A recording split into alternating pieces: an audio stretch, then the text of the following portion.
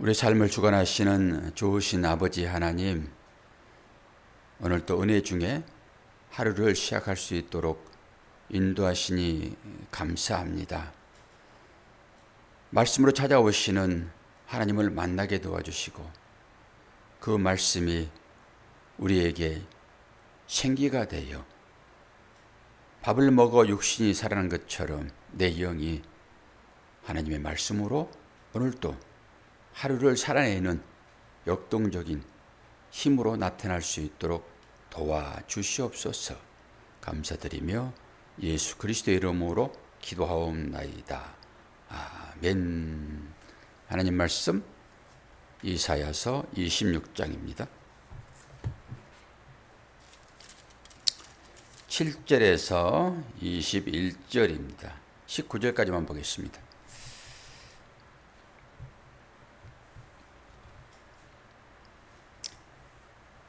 의인의 길은 정직함이여 정직하신 주께서 의인의 첩경을 평탄하게 하시도다. 여호와여, 주께서 심판하시는 날에 심판하시는 길에서 우리가 주를 기다려 싸우며 주의 이름을 위하여 또 주를 기억하려고 우리 영혼이 사모하나이다. 밤에 내 영혼이 주를 사모하여 싸운즉 내 중심에 주를 간절히 구하오리니 이는 주께서 땅에서 심판하시는 때에 세계의 거민이 의를 배움이니이다. 악인은 은총을 입을지라도 의를 배우지 아니하며 정직한 자의 땅에서 불의를 행하고 여호와의 이음을 돌아보지 아니하는도다. 여호와여, 주의 손이 높이 들릴지라도 그들이 보지 아니하오나 백성을 위하시는 주의 열성을 보면 부끄러워할 것이라. 불이 주의 대적을 사르리이다. 여호와여, 주께서 우리를 위하여 평강을 베푸시오리니 주께서 우리의 모든 일도 우리를 위하여 이루심이니이다. 여호와 우리 하나님이시여, 주 외에 다른 주들이 우리를 관할하였사오나 우리는 주만 의지하고 주의 이름을 부르리이다. 그들은 죽었은즉 다시 살지 못하겠고 사망하였은즉 일어나지 못할 것이니 이는 주께서 벌하여 그들을 멸하사 그들의 모든 기억을 없이 하셨음이니이다. 여호와여, 주께서 이 나라를 더 크게 하셨고 이 나라를 더 크게 하셨나이다. 스스로 영광을 얻으시고 이 땅의 모든 경계를 확장하셨나이다.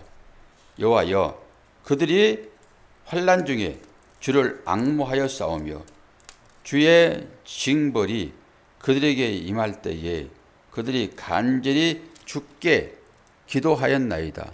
여호와여, 잉태한 여인이 상기가 임박하여 상고를 겪으며 부르짖음같이 우리가 주 앞에서 그와 같으니이다. 아멘. 17절까지만 봤습니다. 내일 한 번 더 하든지 아니면 월요일날 한 번 더 하든지 그렇게 하겠습니다. 17절까지 했군요. 19절까지. 우리가 잉태하고 상고를 당하였을지라도 바람을 낳은 것 같아서 땅에 구원을 베풀지 못하였고 세계의 거민을 출산하지 못하였나이다. 주의 죽은 자들은 살아나고 그들의 시체들은 일어나리이다. 티끌에 누운 자들아, 너희는 깨어 노래하라. 주의 이슬은 빛난 이슬이니 땅이 죽은 자들을 내놓으리로다. 아멘.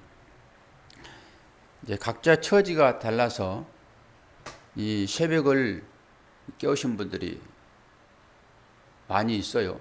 길거리를 다니다 보면은 이 새벽에 교회에 가든지 내지는 일터로 가든지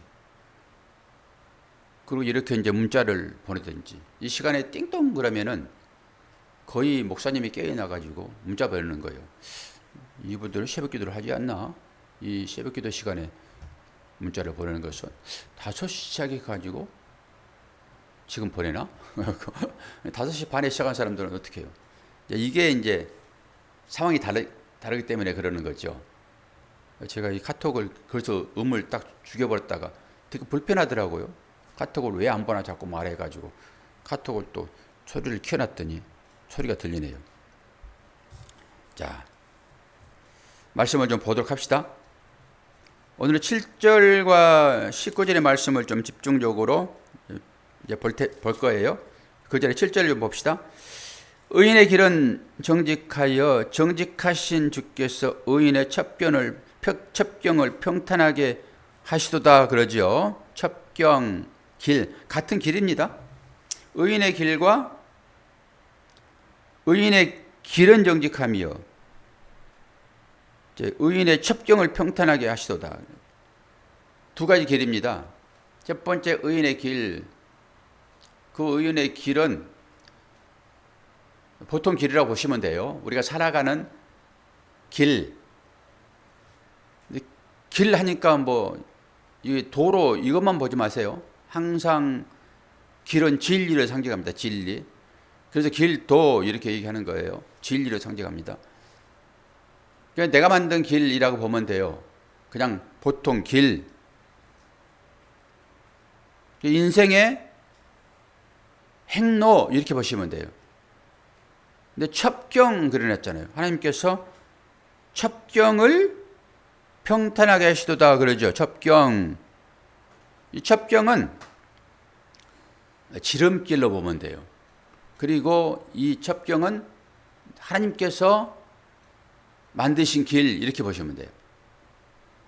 앞에 의인의 길 이런 믿는 사람들이 걸어가는 삶이고 첩경은 하나님께서 이 믿는 사람들이 믿음을 잘 지키고 천국에 이룰 수 있도록 평평하게 만든 그 길이란 말입니다. 그래서 이걸 지름길이라고 얘기해요. 하나님께서 의인들의 첩경을 평탄하게 하신다라고 하는 것입니다. 하나님께서 만드시는 길이에요. 그 길을 우리가 이제 걷고 있다. 이렇게 보시면 되겠죠. 신앙생활에서 사실 우리가 만들어가는 어떤 그 길은 사실 제대로 된 길은 아니에요. 하나님께서 그 의인들이 걸어가는 그 길을 평탄하게 하신다. 다른 얘기로 성도들이 걸어가는 길 앞에 어떤 넘어질 수 있는 어떤 것들이 장애물들이 있지요. 근데 그것을 우리 스스로는 치울 수가 없어요. 그러나 그 장애물을 누가 치워주신다고요? 하나님께서. 이게 평탄입니다. 하나님께서 그렇게 우리들을 인도하신다라고 하는 거예요. 의인들의 길. 정직한 자들의 길이겠지요. 모든 인생의 길을 다 그렇게 해주지는 않지요. 하나님을 믿는 성도들의 길. 내 스스로 치울 수 없는 그 길을 하나님께서 치우신다라고 하는 것이죠. 그리고 8절도 한번 볼까요?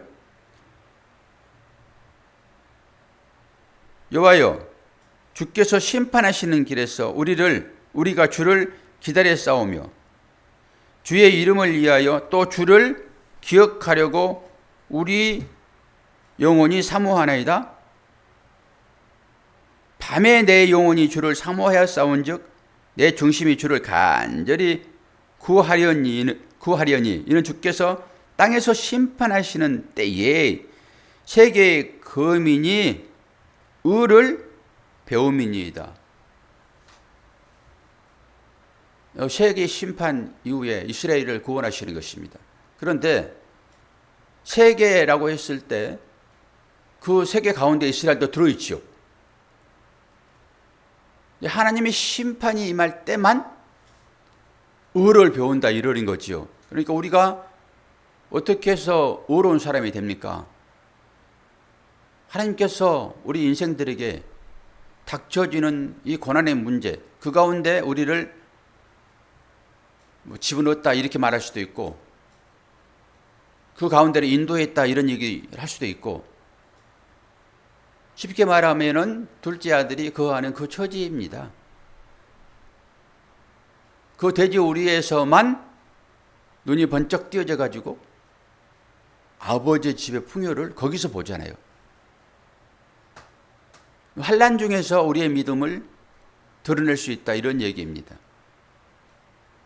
심판이 결코 나쁜 거 아니에요. 그래서 거기서 하나님의 의를 배운다 얘기하잖아요. 이런 말씀들이 우리한테 생명이 되는 거예요. 이런 말씀들이 우리에게 생기가 되는 거라고요. 이런 말씀 때문에 우리가 살아나는 것입니다. 이 말씀이 들리지 않으면 어떻게 우로 나오냐고요. 내 인생의 문제 가운데 장애물들이 얼마나 많이 있습니까? 근데 그 장애물을 통해서만 의로움을 배운다라고 성경이 얘기를 하고 있으니까 그 장애물이 우리에게 의로움이 되죠. 그렇게 이 말씀을 들을 때만 아 그렇구나라고 인정을 하죠. 근데 이 말씀을 듣지 못하면 장애물은 우리 인생에 있어서 그냥 나쁜 것이에요. 그리고 이것을 그냥 일방적으로 내가 치우려고 하는데 치워집니까? 안 되지. 안 치워지면 짜증내는 거죠. 그러나 이 심판을 통해서만 하나님이 누구신지 이걸 아는 거죠. 이게 의지요. 근데 고난이 결코 나쁜 게 아니에요. 고난은 위장된 축복이라고 얘기까지 하잖아요. 그런 자들에게 하나님께서 평탄하게 길을 열어주신다라고 하는 것입니다. 그리고 이제 17절을 한번 볼까요? 17절을 보게 되면은 19절을 보게 되면은 17절을 먼저 볼까요?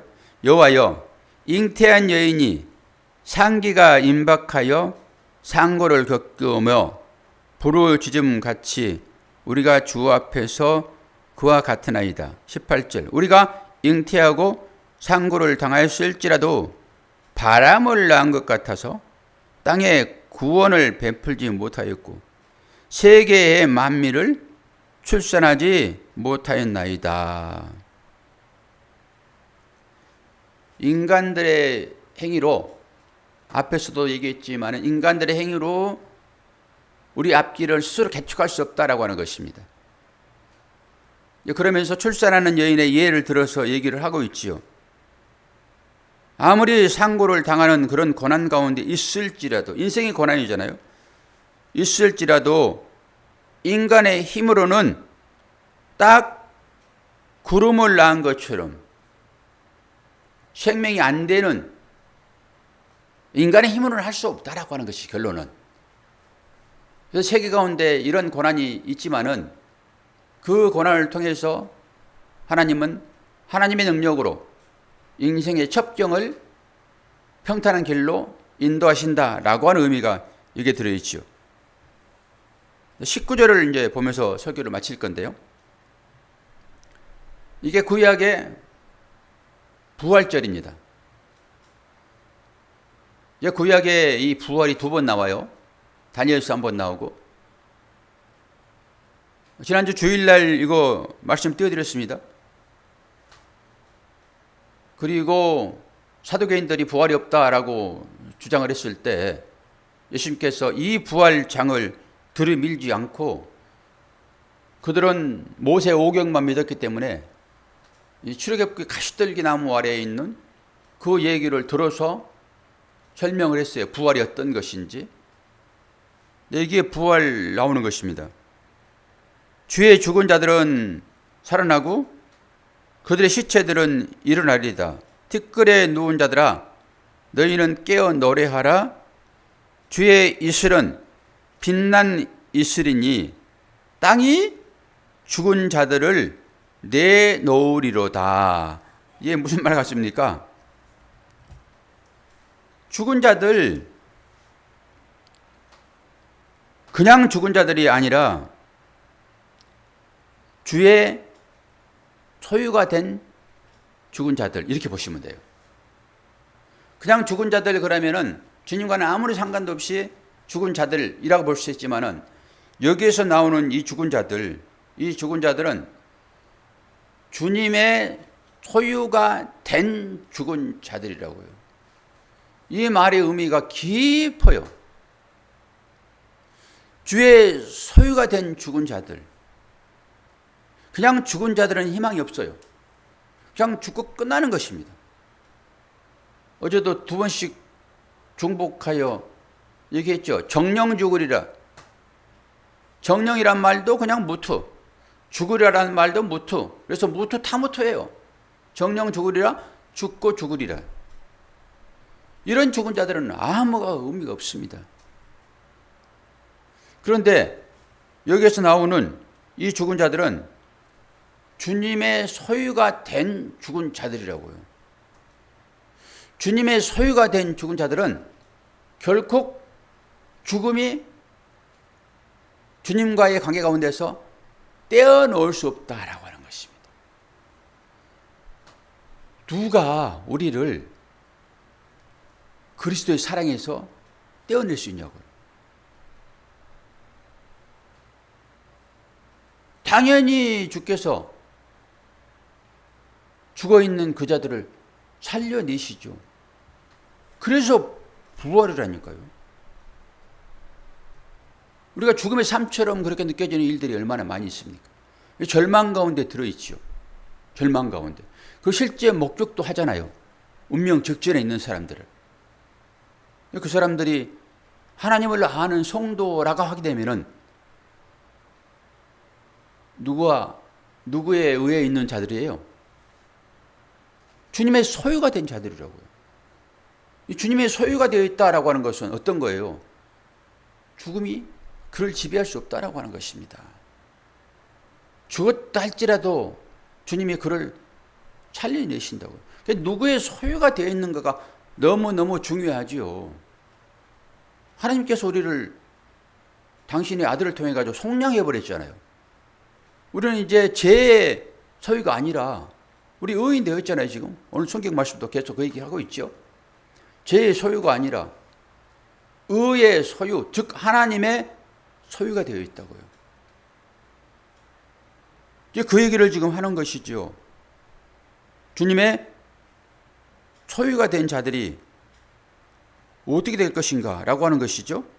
그러면서 티끌에 누운 자들아 너희는 깨어 노래하라 라고 얘기하죠. 그러면서 주의 이슬은 빛난 이슬이라. 이 빛난 이슬이 예수 그리스도를 상징하고 있습니다. 이 빛난 이 이슬 때문에 풀이 생기를 얻는 것입니다. 이게 생명인 거예요. 이 풀잎이 이 이슬을 먹지 않으면 죽지요. 주님을 얘기하고 있습니다. 그리고 이 이슬은 주님을 상징적으로 보여주고 있으므로 생기라고 했잖아요. 생기. 그 생기가 지금 여러분들에게 보여주고 있는 것입니다. 이걸 아셔야 돼요. 우리가 육신을 살리려고 하는 밥을 먹어야 되잖아요. 근데 밥이 우리 육신의 생기가 되지요. 이건 보이는 것입니다. 질서가 있는 거예요.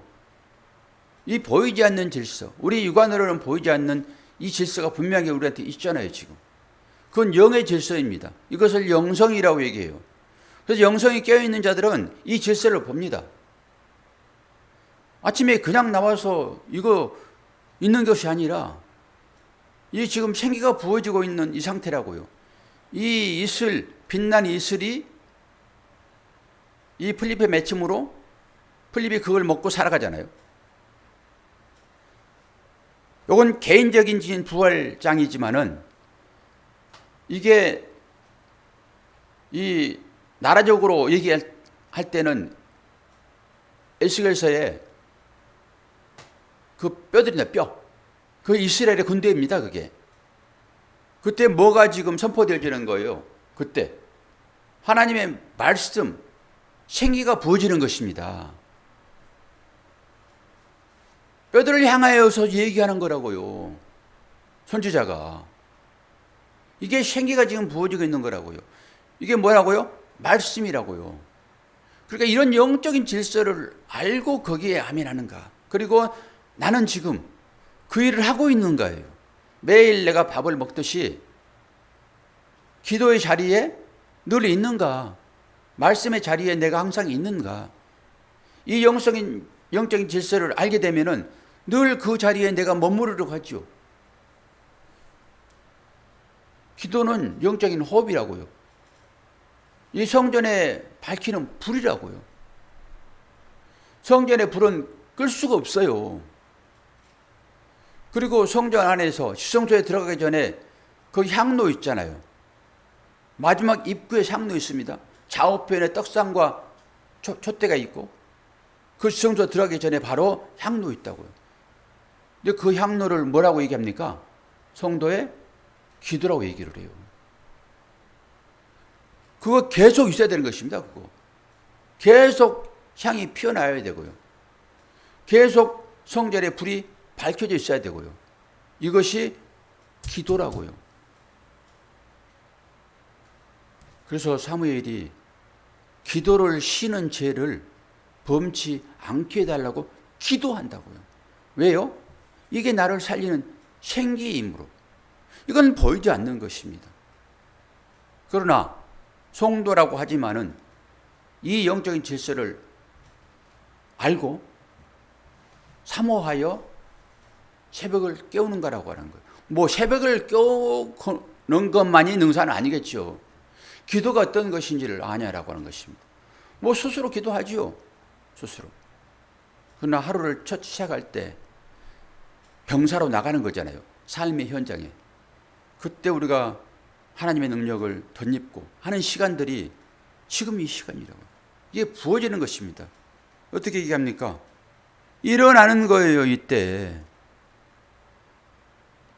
생기가 부어짐으로 생명이 살아나는 것처럼. 지금 어떻게 얘기하고 있어요?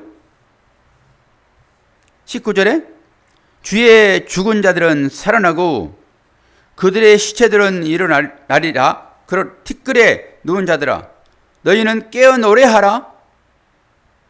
부활한 자들은 늘 노래하는 삶을 사셔야겠죠. 주의 이슬은 밤낮 이슬이니 땅이 죽은 자들을 내놓으리로다. 이게 무슨 말 같습니까? 땅은 항상 죽은 자들이 묻히는 것입니다. 그런데 그 땅이 그걸 품고 있어야 되는 거예요. 땅에 먹이니까. 땅 속에서 사단이 올라오잖아요. 땅은 항상 그들을 먹이로 품고 있어야 되는 것입니다. 근데 하나님의 명령이 딱 떨어지게 되면은 그 땅이 어떻게 해요? 이 죽은 자들을 내놓는다고요. 품고 있을 수가 없어요. 죽은 자들을. 땅이. 왜요? 그에게 생기가 부어짐으로 생기가 들어가 버렸잖아요. 땅은 죽은 자들만 품고 있다고요. 그런데 생기가 딱 명령에 의해서 그 죽은 자에게 딱 들어가게 되면은 살아버리잖아요. 땅이 품고 있을 수가 없다고요. 산 자들은. 그럼 한번 이걸 영성으로 다시 한번 정리를 한번 해봅시다. 우리는 하늘에서 나오는 그 양식으로 만나로 먹고 삽니까? 안 그러면 땅에서 나오는 것을 먹고 삽니까? 예? 그렇습니까? 할렐루야입니다. 일단은. 그건 영의 양식이죠.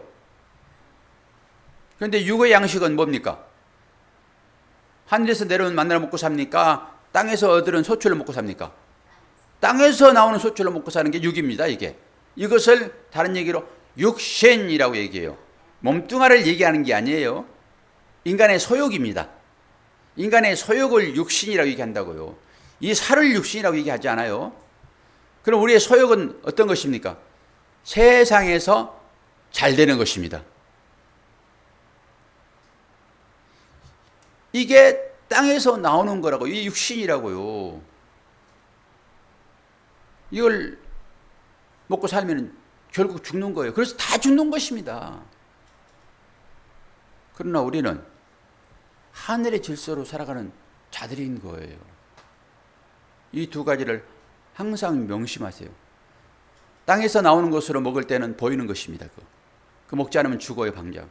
그러나 우리의 생명이라고 하는 것은 하늘의 양식으로 먹고 살아가는 존재되었다고요. 그런데 이 사람들이 맨날 땅에서 뭔가 소출된 것만 찾고 움직이면은 되겠냐고요. 그것은 육신을 지탱하기 위하여 조금만 먹으면 돼요. 창고 지어서 쌓아놓을 일이 아닙니다. 그건 베풀고 나누고 하면 되는 거예요.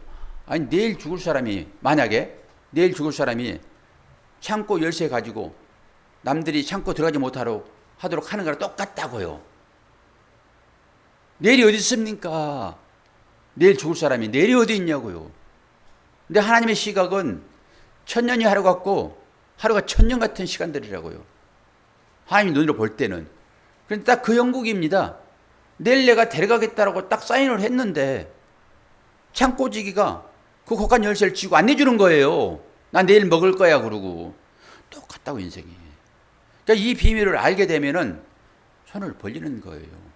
이웃에게 나눠주는 것입니다. 내가 가지고 있는 재물도 나눠주는 것이고 내가 가지고 있는 이 신령한 것들도 나눠주는 거예요. 구할의 부활장입니다. 하나님께서 이 인생의 어려움, 이 장애물들을 하나님이 찾아오셔가지고 평탄케 성도들을 하나님의 나라로 오게 하는 그 장치가 뭐라고요? 부활이라고. 부활이 없이 어떻게 우리가 하나님 나라에 가게 되었습니까? 그래서 구약의 부활장이라고 하는 것입니다. 부활장. 오늘도 그 하나님의 은혜가 저와 여러분의 삶 가운데 가득 부어져서 생명의 삶을 살아내는 여러분 되기를 축원합니다. 기도하겠습니다. 아버지 하나님, 주님이 다듬으시는 첩경은 단순히 현세의 형통함이 아니라 죽음을 뚫고 영원한 생명으로 이어가는 생명의 길이라고 하는 것을 오늘 본문 말씀을 통하여 깨닫기를 소망합니다. 오늘 또 부어주시는 그 말씀의 생기가 내 영을 살찌게 하여 그 건강한 모습으로 오늘 또 이 인생을 살아낼 수 있도록 은혜 허락하여 주옵소서. 육신의 질병 때문에 고난당하고 있는 모든 하나님의 자녀들을 안수하여 치유하여 주심으로 이 생기를 공급받는 그 자리에 내가 주인공이 될 수 있도록 강건함으로 은혜 허락하여 주옵소서. 감사드리며 예수 그리스도의 이름으로 기도하옵나이다. 아멘.